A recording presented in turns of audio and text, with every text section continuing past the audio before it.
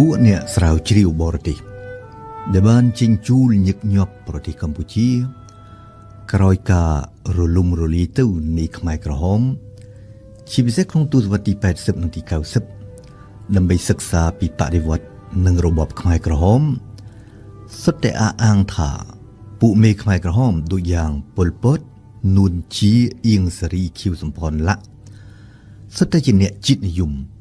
មុននឹងក្លាយជាកុម្មុយនីសយោងទៅតាមការវិភាគស៊ីជម្រៅរបស់ពួកអ្នកស្រាវជ្រាវបរទេសទាំងនេះដដែលជាតិនិយមរបស់ពួកមេខ្មែរក្រហមជាជាតិនិយមស្អប់ខ្ពើមបរទេសនិងប្រកាន់ពូជសាសន៍តើហេតុអ្វីបានជាពួកមេខ្មែរក្រហមដើមឡើយសុទ្ធសឹងជាអ្នកជាតិនិយមគេអាចរកឃើញចម្លើយនៃសំណួរនេះនៅក្នុងបរិបទប្រវត្តិសាស្ត្រខ្មែរតាំងពីសម័យអាណានិគមបារាំងរហូតដល់ឆ្នាំ1953ឆ្នាំដែលកម្ពុជាទទួលបានឯករាជ្យជាបឋមគួរលាតត្រដាងបន្តិចថានៅខែសីហាឆ្នាំ1975 4 ខែប៉ុណ្ណោះក្រោយពីខ្មែរក្រហមដណ្ដើមកាន់កាប់បានទីក្រុងភ្នំពេញសាឡុតសដែលគេមិនទាន់ដឹងនៅឡើយថាជាប៉ុល ពត ថ្លែងសន្ទរកថាមួយនៅចំពោះមុខយោធាជាង 3000 នាក់ប៉ុល ពត កាលនោះលើកឡើងជាអាថា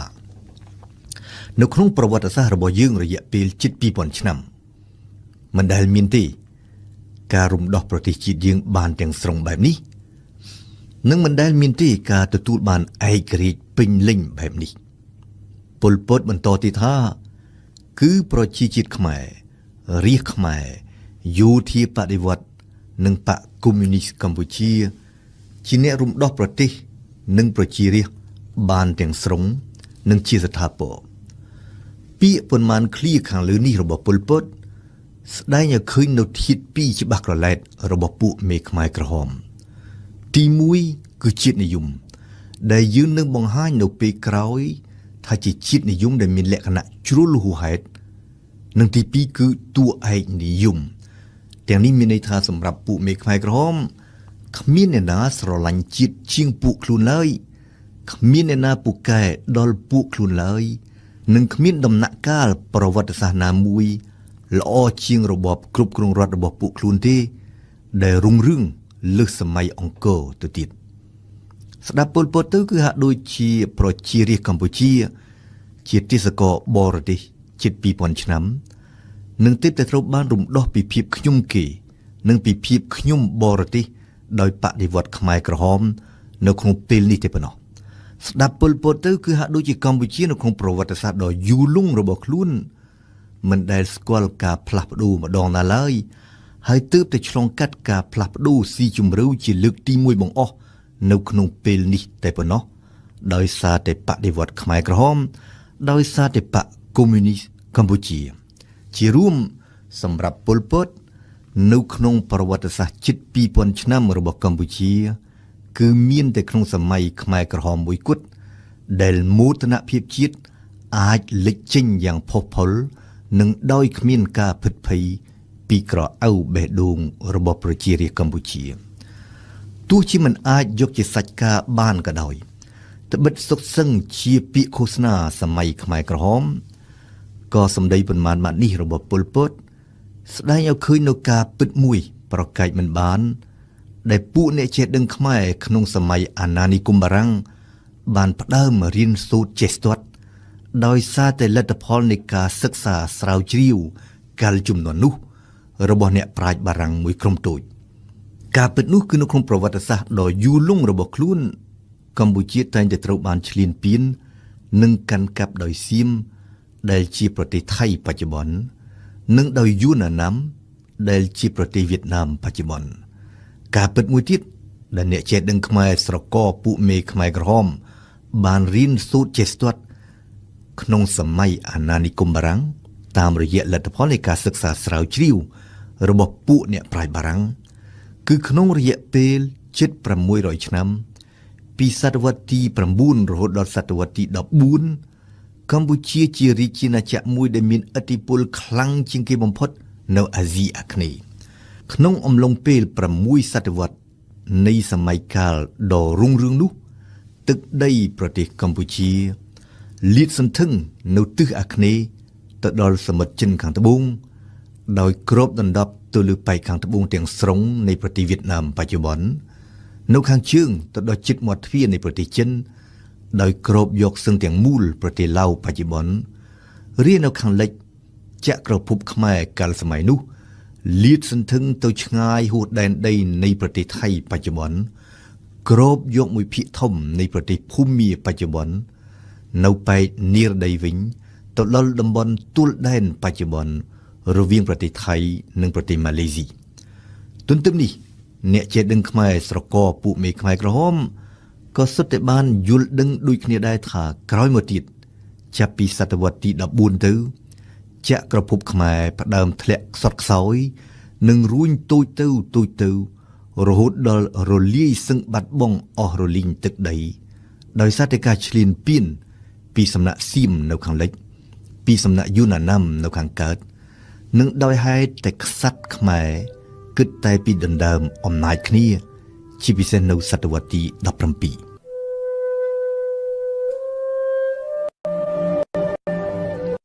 ម្ល៉េះហើយដោយសារតែពួកអ្នកប្រាជ្ញបារាំងមួយក្តាប់ទូចដែលបានសិក្សាស្រាវជ្រាវនិងចងក្រងឡើងនៅប្រវត្តិសាស្ត្រកម្ពុជាពួកអ្នកចេះដឹងខ្មែរមួយក្រុមដែលក្រោយមកคล้ายជាមេខ្មែរក្រហមសុទ្ធតែបានរៀនសូត្រចេះដឹងថាខ្មែរជាពូជសាសន៍មួយខ្លាំងពូកែរហូតដល់អាចសាងសង់ប្រាសាទអង្គរវត្តបានមិនមែនចៃដន្យឡើយដែលប្រាសាទអង្គរវត្តជាប្រភពសឹងតែមួយគត់នៃមោទនភាពរបស់ពួកអនាគតមេខ្មែរក្រហមហើយក៏មិនមែនចៃដន្យឡើយដែលប្រាសាទអង្គរវត្តជាប្រភពសឹងតែមួយគត់នៃមោទនភាពរបស់អ្នកចេះដឹងខ្មែរគ្រប់ជំនាន់តរហូតមកទល់សព្វថ្ងៃជាស្ដែងតាំងពីកម្ពុជាបានទទួលឯករាជ្យពីបារាំងនៅឆ្នាំ1953មកប្រាសាទអង្គរវត្តត្រូវបានផ្ដិតជាប់ជានិរន្តរ៍នៅលើទង់ជាតិនៃគ្រប់របបនយោបាយជាបន្តបន្ទាប់រួមទាំងនៅលើទង់ជាតិនៃរបបកម្ពុជាប្រជាធិបតេយ្យរបស់ប៉ុល ពតផងប៉ុន្តែទន្ទឹមនេះក្រោមអាណានិគមបារាំងពួកអនាគតមេខ្មែរក្រហមក៏ដូចពួកអ្នកចេះដឹងខ្មែរជាទូទៅកាលជំនាន់នោះដែរសុទ្ធតែបានធំដឹងក្តីនៅក្នុងភាពឈឺចាប់ដោយហេតុតែនយោបាយឬអើងរបស់បារាំងហេតុអ្វីពីព្រោះក្នុងអំឡុងពេល90ឆ្នាំនៃវត្តមានរបស់ខ្លួននៅស្រុកខ្មែរបារាំងចាត់ទុកជនជាតិយួនណាំថាជាពូជសាសន៍មួយឆ្លាតនិងឧស្សាហ៍ហើយចាត់ទុកជនជាតិខ្មែរថាល្ងង់និងខ្ជិលរហូតដល់មានពាក្យនិយាយលេងសើចថាជនជាតិយួនប្រឹងប្រែងដាំស្រូវឲ្យដុះជនជាតិខ្មែរអង្គុយសម្លឹងមើលស្រូវដុះជនជាតិឡាវដេករំភើយស្ដាប់ស្រូវដុះដូចគ្នាចឹងដែរនៅក្នុងសៀវភៅមួយក្រុមចំណងជើងថា Friend Indochina ចេញផ្សាយនៅឆ្នាំ1937អ្នកនិពន្ធអាមេរិកកាំង Virginia Thompson បានសរសេរអំពីជនជាតិខ្មែរនិងស្រុកខ្មែរក្រោមការត្រួតត្រារបស់បារាំងជាអាថាមើលទៅឃើញថាខុសគ្នាឆ្ងាយណាស់អតីតកាលរបស់ពូជសាសន៍ខ្មែរគឺជាសម័យកាលមួយសែនត្រចះត្រចង់បច្ចុប្បន្នកាលគឺជាស្ថានភាពមួយចម្លែកពូជសាសន៍មួយនេះគ្មានខ្វល់អ្វីនិងរំភើយមែនទែនរៀនតទៅអនាគតវិញពូជសាសន៍នេះអាចនឹងរលាយសូន្យសូន្យតែម្ដង Virginia Thompson រៀបរាប់បន្តទៀតថាខ្មែរនឹងមិនអាចពូកែដោយដូនតាសម័យអង្គររបស់ខ្លួនឡើយនៅលើវិស័យសិល្បៈនយោបាយនិងពុទ្ធចក្រខ្មែរអាចនឹងដាច់ពូជនៅចំពោះមុខការហូរជួលមកដល់ស្រុកខ្មែរយ៉ាងកគុកកកៈរបស់យួនអាណាំជាការពិតកាលសម័យនោះពួកយួនអាណាំជួលមករស់នៅលើទឹកដីខ្មែរច្រើនណាស់មូលហេតុគឺមកពីបារាំងដែលវិតម្លៃបែបរើសអើងថាជនជាតិយួនឆ្លាតនិងឧស្សាហ៍ជាងជនជាតិខ្មែរបានសម្រួលឲ្យជនជាតិយួនអាណាំច្រើនសន្ធឹកសន្ធាប់ចូលមកធ្វើការនៅស្រុកខ្មែរក្នុងនាមជាមន្ត្រីរាជការកម្មករនិងកសិករ ដើម្បីប្រយោជន៍រដ្ឋបាលនយោបាយនិងសេដ្ឋកិច្ចរបស់អាជ្ញាធរអាណានិគមបារាំងនៅលើវិស័យអប់រំក៏ដូចគ្នាយ៉ាងដែរបារាំងឲ្យតម្លៃដល់យួនអាណាំជាងខ្មែរជាក់ស្ដែងនៅភ្នំពេញមានសាលាខ្មែរបារាំងតែមួយគត់នោះគឺអនុវិទ្យាល័យស៊ីសវត្តដែលត្រូវបានប្រែក្លាយទៅជាវិទ្យាល័យស៊ីសវត្តនៅឆ្នាំ1935ទេប៉ុណ្ណោះបានន័យថាមុនឆ្នាំ1935គូនខ្មែរណាដែលចង់បន្តការសិក្សាដល់ថ្នាក់វិទ្យាល័យត្រូវទៅរៀននៅហាណូយឬនៅសៃហ្គននិយាយរួមអារម្មណ៍របស់ពួកអ្នកជាដឹងខ្មែរស្រកពួកមេខ្មែរក្រហមដែលបានឆ្លងកាត់សាលារៀនក្នុងសម័យត្រួតត្រារបស់បារាំងសុទ្ធតែដកជាប់ទៅដោយមនោសញ្ចេតនារួមនិងដូចគ្នាសឹងបេះបិទមួយនោះគឺនៅម្ខាងពួកគេមានមោទនភាពក្រៃលែងក្រោយពីបានរៀនចេះដឹងតាមរយៈលទ្ធផលនៃការស្រាវជ្រាវរបស់អ្នកប្រាជ្ញបារាំងមួយក្រុមតូចថានៅក្នុងអតីតកាលមិនឆ្ងាយប៉ុន្មានឡើយចក្រភពខ្មែរមានឥទ្ធិពលខ្លាំងជាងគេបំផុតរាជខ្មែរជាពូជសាសន៍ពូកែជាងគេបំផុតនៅអាស៊ីអាគ្នេយ៍នៅម្ខាងទៀតនៅក្រោមការត្រួតត្រារបស់បារាំងពួកអ្នកចេះដឹងខ្មែរស្រកពួកមេខ្មែរក្រហមផ្ដើមមានមនសិការជាតិនិយមនោះទៀតសោតរបស់ពួកគេសុទ្ធតែមានបង្កប់ទៅដោយធាតុមួយចំនួនដែលប៉ុន្មានទសវត្សរ៍ក្រោយមកคล้ายជាគ្រឿងផ្សំដ៏សំខាន់មួយនៃមនោគមវិជ្ជាខ្មែរក្រហមនោះគឺការស្អប់ខ្ពើមបរទេសនិងការប្រកាន់ពូជសាសន៍នៅសប្តាហ៍ក្រោយខ្ញុំនឹងសិក្សាពីហេតុផលនៃជាតិនិយមស្អប់ខ្ពើមបរទេស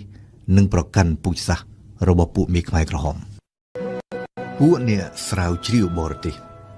ដែលបានសិក្សាពីបដិវត្តន៍និងរបបខ្មែរក្រហមសុទ្ធតែវិភាគឃើញថាពួកមេខ្មែរក្រហមជាអ្នកជាតិនិយមជ្រុលស្អប់ខ្ពើមបរទេសនិងប្រកាន់ពូជសាសន៍យ៉ាងណាក៏ដោយក្រឡេកមើលក្រោយពិនិត្យមើលបរិបទប្រវត្តិសាស្ត្រនៃកម្ពុជាក្រោមការត្រួតត្រារបស់បារាំងអាចជួយលាតត្រដាងមូលហេតុខ្លះៗនៃជាតិនិយមជ្រុលហួសហេតុរបស់ពួកមេខ្មែរក្រហមខ្មែរតែងតែនិយាយតគ្នាថាឡើងលើខ្លាចុះទឹកក្រពើដើម្បីឆ្លុះបញ្ចាំងនៅភាពទល់ច្រកមួយឬស្ថានភាពមួយប្រកបដោយគ្រោះថ្នាក់ដោយឡែកសម្រាប់អ្នកចេះដឹងខ្មែរមួយចំនួនជាពិសេសអ្នកស្រកពួកមេខ្មែរក្រហមដែលបានឆ្លងកាត់សាលារៀនដែលបានផ្ដើមคล้ายជាអ្នកជាតិនិយមក្នុងសម័យអាណានិគមបារាំងខ្លានិងក្រពើគឺគ្មានអ្វីក្រៅពីបរទេសនោះទេសម្រាប់ពួកគេខ្លានិងក្រពើគឺសៀមនឹងយួនអាណាំដែលចាំតែលេបត្របាក់ទឹកដីខ្មែរ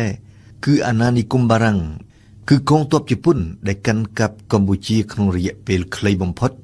កាលសម័យសង្គ្រាមលោកលើកទី2ដូចគ្នាចឹងដែរសម្រាប់ពួកអ្នកចេះដឹងខ្មែរមួយចំនួនជាពិសេសអ្នកស្រកពួកអនាគតមេខ្មែរក្រហមដែលបានធំដឹងក្តីក្រោមការត្រួតត្រារបស់បារាំងខ្លានិងក្រពើគឺជាជនជាតិយួនអាណាំច្រើនសន្ធឹកសន្ធាប់ដែលបារាំងបានសម្រួលឲ្យជួលមកធ្វើការនៅស្រុកខ្មែរ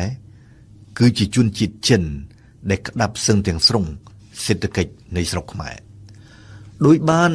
លើកឡើងរួចហើយថាពួកអនាគតមេខ្មែរក្រហមសុទ្ធតែបានរៀនចេះដឹងថាកម្ពុជាដែលក្នុងអតីតកាលជាចក្រភពរុងរឿងជាងគេបំផុតនៅអាស៊ីអាគ្នេយ៍បានធ្លាក់ខ្សត់ខ្សោយជាពិសេសចាប់ពីសតវត្សទី14ទៅដែលហេតុតែការឈ្លានពានពីសំណាក់សៀមនិងយួនអាណាំម្ល៉េះការស្អប់ខ្ពើមជនជាតិសៀមនិងជាពិសេសជនជាតិយួនអាណាំគឺជាមនោសញ្ចេតនារួមរបស់ពួកអ្នកចេះដឹងខ្មែរជាទូទៅនិងគឺជាអារម្មណ៍រួមរបស់ពួកអនាគតមេខ្មែរក្រហមដូចគ្នាចឹងដែរបារាំងដែលបានផ្ដើមត្រួតត្រាស្រុកខ្មែរនៅឆ្នាំ1863ក៏មិនដែលធ្វើឲ្យខ្មែរកក់ក្ដៅចិត្តម្ដងណាឡើយផ្ទុយទៅវិញនៅទីបំផុតបារាំងជិះជាន់ខ្មែរដូចសៀមនិងយួនអាណាំដែរជាការពិតគុំតែបានបារាំងម្លេះសំទឹកដីខ្មែរត្រូវរលាយសាបសូន្យបាត់អស់ទៅហើយគួររំលឹកត្រង់នេះបន្តិចថានៅពាក់កណ្ដាលសតវត្សទី19សង្គ្រាម នឹងការឈ្លានពានពីប្រទេសជិតខាងអស់រយៈពេលជិត600ឆ្នាំបានធ្វើឲ្យខ្មែរបាត់បង់កម្លាំងនិងបាក់ទឹកចិត្តមុនការមកដល់របស់បារាំងទឹកដីខ្មែរសឹងរលាយអស់ទៅហើយគ្រួសាររាជវង្សនិងគ្រួសាររាស្ត្រព្រាត់ប្រាសគ្នាភាគច្រើនអ្នកខ្លះស្លាប់អ្នកខ្លះទៀតត្រូវសៀមឬយួនណាំចាប់ឃុំខ្លួនឬចាប់យកទៅធ្វើការជាទម្ងន់នៅស្រុកគេការពិតបារាំងបានជួយយកពីសៀមមកឲ្យខ្មែរវិញនៅទឹកដីដែលខ្មែរបានបាត់បង់នៅខាងលិចដូចជាទន្លេរពៅមលូព្រៃកោះកុងខេត្តស្ទឹងត្រែងខេត្តបាត់ដំបងនិងសៀមរាបធ្វើបែបនេះបារាំងដែលត្រួតត្រាខ្មែរស្រេចបាត់ទៅហើយនោះបានរឹបអូសយកទឹកដីទាំងអស់នេះពីសៀមមកវិញសម្រាប់បារាំងខ្លួនឯងជាងសម្រាប់ខ្មែរទន្ទឹមនេះនៅខាងលិចវិញបារាំងបានរឹបអូសកូសាំងស៊ីនដែលជាទឹកដីខ្មែរពីយូណាណាំមិនមែនដើម្បីប្រគល់ដែនដីនេះទៅឲ្យខ្មែរវិញទេតែដើម្បីកាន់កាប់វាផ្ទាល់តែម្ដងក្នុងលក្ខន្តិកៈជាទឹកដីបារាំងនៅអេនីសមុទ្រទីរីតួឌូត្រមែហើយនៅទីបំផុតក្នុងឆ្នាំ1949បារាំងបែរជាបានប្រគល់ដែនដីនេះឲ្យទៅវៀតណាមវិញមិនមែនឲ្យទៅខ្មែរដែលជាម្ចាស់ដើមទេម្ល៉េះហើយសម្រាប់អ្នកជាដឹងខ្មែរស្រកពួកមេខ្មែរក្រហមបារាំងមិនមែនមកជួយស្រោចស្រង់ខ្មែរពីក្រញ៉ាំសៀមនិងយួនណាំទេបារាំងមកជួយខ្មែរឲ្យទប់ទល់នឹងសៀមជាងរំដោះខ្មែរចេញពីការគៀបសង្កត់របស់យួនណាំដោយឡែកបន្តិចម្ដងអាញាធរអាណានិគមបារាំងបង្ខំខ្មែរឲ្យធ្វើកំណែទម្រង់ដោយផ្ដើមចេញពីការទារពន្ធដារជាពិសេសចាប់ពីឆ្នាំ1884ទៅទម្ងន់នៃពន្ធដារសង្កត់សង្កិនរាជខ្មែរសឹងលៀនអណ្ដាតជាពិសេសកសិករខ្មែរធ្វើឲ្យខ្មែរជួនកាលងើបបះបោប្រឆាំងនឹងបារាំងយ៉ាងខ្លាំងក្លាជាក់ស្ដែងនៅឆ្នាំ1925ខ្មែរមួយក្រុមនៅភូមិក្រាំងលាវបានសម្លាប់លោកបាដេសរេស៊ីដង់បារាំងប្រចាំនៅខេត្តកំពង់ឆ្នាំងដែលហេតុតែការទារពន្ធដារបែបកំរោលខ្លាំងពេកមិនតែប៉ុណ្ណោះបារាំងរឹបអូសវត្ថុធាតុដើមខ្មែរដូចជាឈើផលិតផលកសិកម្មត្រីសាច់លាក់យកទៅបារាំងឬយកទៅកូសាំងស៊ីនដូចគ្នាយ៉ាងដែរដើមដំបូងកងទ័ពជប៉ុនដែលនៅឆ្នាំ1945ចូលមកប្រមូលចាប់អាជ្ញាធរនិងពលរដ្ឋបារាំងដាក់ឃុំតាំងខ្លួនជាកងទ័ពរំដោះប្រជាជាតិខ្មែរចេញពីការត្រួតត្រារបស់បារាំងប៉ុន្តែភ្លាមក្រោយមកកងទ័ពជប៉ុនធ្វើដូចបារាំងដែរដែលរឹបអូសយកស្រូវអង្គរខ្មែររាប់ពាន់តោនចាប់ខ្មែរយ៉ាងតិច7,000 នាក់ធ្វើទាហាននិងប្រមូលកសិករខ្មែររាប់ពាន់នាក់យកមកសង់ឬជួសជុលផ្លូវថ្នល់